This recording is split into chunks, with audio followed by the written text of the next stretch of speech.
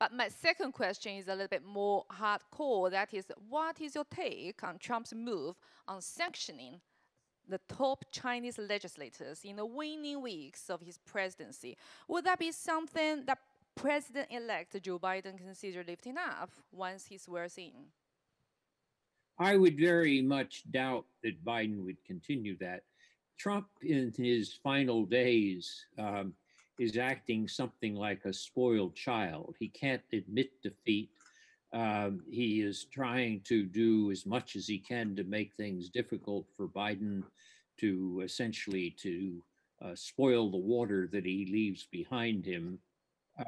I would be very surprised if Biden were to continue a policy like that. If I go back to what I said earlier in my keynote speech about the importance of having constant, high level, and frequent contacts between the US and China to make sure that we avoid a 1914 scenario, that would see that you have to have the type of contacts that Trump is cutting off. I think Biden understands that. Okay, thank you very much, Professor Nai. So, Professor Jia, how would you respond to the comments from Professor Nai? Well, I agree with almost all of what he has just said. I think the Trump administration has conducted itself in a way that has cost a lot of soft power of the U.S.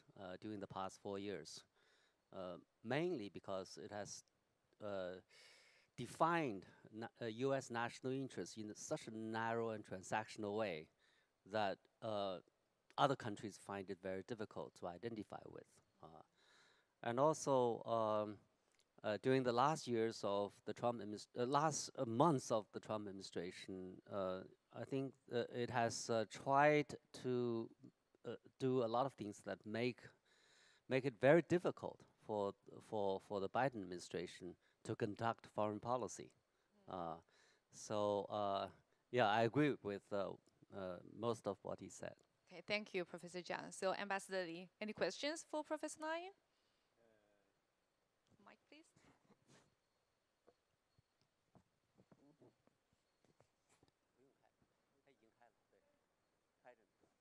Yeah, I hear the Professor Lai's keynote speech, and I found out his speech is very nice, and it's really, and the U.S.-China relationship is very important for both sides. It's even not only for both sides, even for all of the world, and there are also and for last Trump's administration and the Americans and the image and the soft power, I think is not increased so much, very frankly speaking.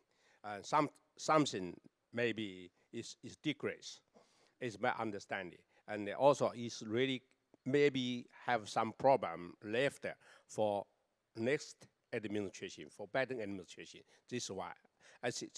Also I think it created some opportunity for American with the world, particularly for the and a Biden administration with China, with another country, maybe they repair this relationship.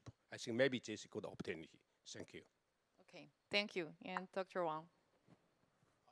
Well, I think apparently I think we sort of have a consensus here regarding what Trump, the way that he defined the U.S.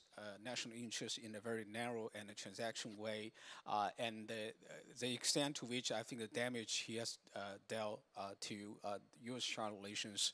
I think the kind of legacy that Trump has left for U.S.-China relations is really something in a very unfortunate way will be the starting point for us to think about how to wind things back, or in another way, put in another way, to really pull, I think, the U.S.-China relations from the verge of falling off the cliffs, so to speak, in the words of Professor Nai, sort of fall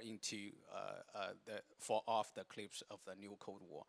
So my question here, maybe I'm sure Ms. Fu, you probably will raise that question as well.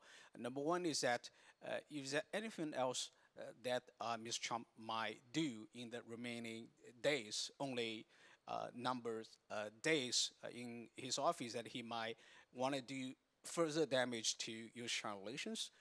Number two, to what extent that Ms. Biden, the Biden new administration might be able to sort of reverse things back and help and maybe apparently working together with China to bring the U.S.-China relations back to the normal track. I'm not sure whether Professor Nye would be willing to comment on these two questions as well. So, Professor Nye, the floor is yours. Well, I think there is a danger that Trump could do something to disrupt Biden and disrupt U.S.-China relations. This is a very different president than we've ever seen before. He's much more narcissistic and self-centered, and he wants to see his image go down as the image rather than the national image. So I think it's possible that he could do something deliberately destructive.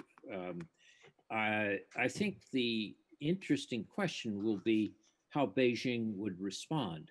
So far, Beijing has been quite clever. I mean, it's played its cards well. It hasn't overreacted to some of Trump's recent actions. And I think if you realize that we only have about 6 more weeks before Biden is president, Beijing would be wise to keep the patient approach that it has used so far and not to fall into a Trump trap, not to let Trump set a trap that will make it impossible for Biden. Now, there will be some areas, of course, where Biden will follow policies that are similar to Trump's. I mentioned earlier the fact that Americans are very suspicious of Huawei for security reasons. That's not going to change because of Biden.